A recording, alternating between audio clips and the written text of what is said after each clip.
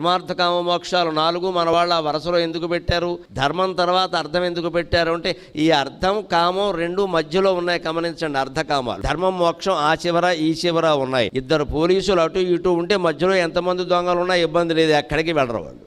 ఈ అర్థకామాలు దొంగలు లాంటివి, ధర్మమోక్షాలు రక్షక భటులు లాంటివి. అయితే అర్థం పెరుగుతుంది అంటే ధర్మంతో దాన్ని మొట్టికాయ వెయ్యాలి. అలాగే కోరిక ఉంది, ఆ కోరిక మోక్ష మార్గంలో సాగితే అది నిజంగా మంచి చేస్తుంది మనకి.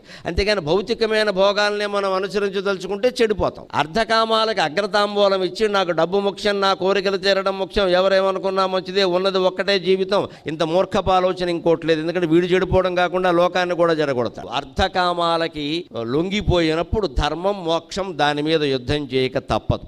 అప్పుడు యుద్ధం వస్తుంది ఖచ్చితంగా. ఎప్పుడు అర్ధకామాలకి ప్రాధాన్యం పెరిగిందో, ధర్మమోక్షాలకి ప్రాధాన్యం తగ్గిందో అప్పుడల్లా యుద్ధం వస్తుంది. ఇప్పుడు మన జీవితంలో ప్రతిరోజు కురుక్షేత్రమే. ధర్మార్థకామ